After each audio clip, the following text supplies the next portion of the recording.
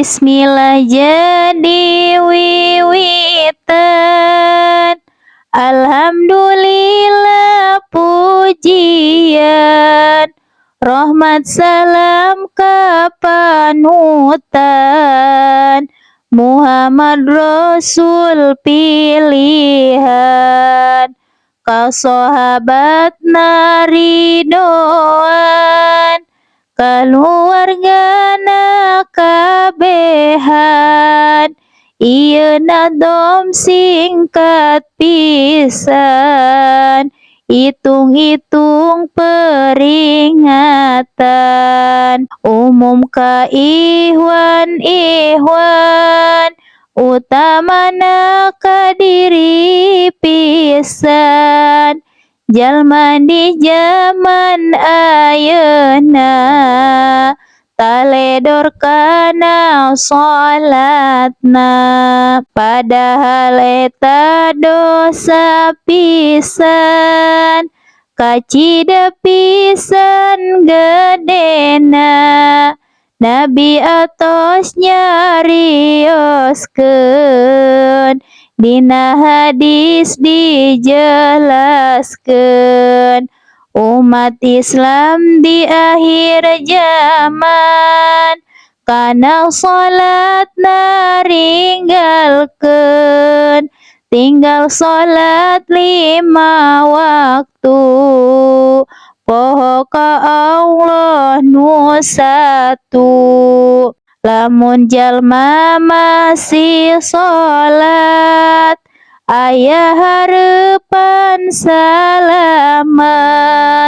tapi lamun geus teu salat, baladna si iblis laknat, bakal poho kana tobat, paehna mah moal salamet, hirupna moal manfaat,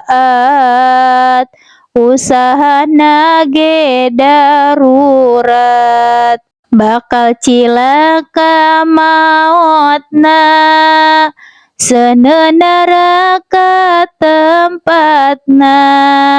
jalma anu tara salat, rugina di dunia akhirat.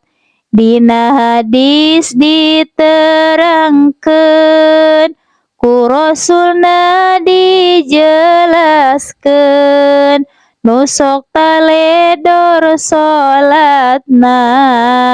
15 siksaanna, genep siksaan di dunia, 3 di waktu maotna, 3 di jero kuburna, mangka urang sing paurna, 3 deui nu beratna, dina poe kiamatna, siksa anu di dunyana, diangkat berkah umurna, kadua kucel beungeutna, teu aya sinar di wajahna,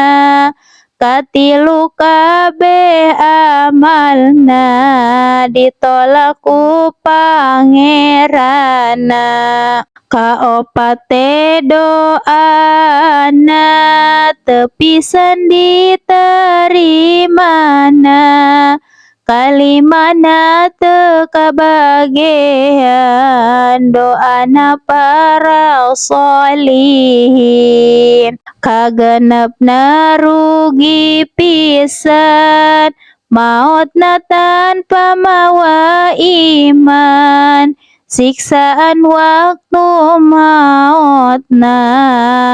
kacida pisan hinana, kacida pisan laparna, kacida pisan hausna, sanajan salaut nginu, moal leungit halahabana siksaan jero kuburna digencet liang lahatna kutarik gencetanana nepi ka potong tulangna diduru kuburanana kuseuneut banget panasna dipanggang dina ruhakna ti beurang jeung peutingnana Allah ngirim ka kuburan oray nu banget gedena Sujaul Akhra ngaranna macokan kana bandana terus teu aya eureuna dugi poe kiamatna siksaan poe kiamatna malaikat nu beungisna mawa rante besi baja panjangna 70 hasta dikalungkeun di pundakna diasupkeun ka sungutna ditobloskeun ka duburna atuh kacida nyerina eta kitu siksaanna jalma taledor salatna Jibril turun ka Rasulna nyandak wahyu ka nabina ya Muhammad perhatikeun wahyu ti Allah regepkeun Allah moal narimana ti jalma tara salatna puasana sedekahna teu ditampa sadayana kitu deui jeung hajina wala amal zakatana sagala rupa amalna Allah moal narimana jalma anu tariku salat dilaknat ku kitab 4 Taurat Injil ngalaknat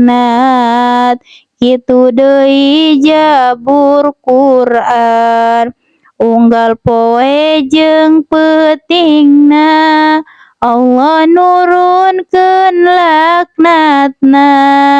Rebu laknat diturunkeun kana salat sok ninggalkeun malaikat ngalaknatan ti langit 7 lapisna Muhammad ulanyana ka jalma tara sarolat ku anjeun tong dilayadna sobat deukeut jeung iblisna ulah nganteur jenazahna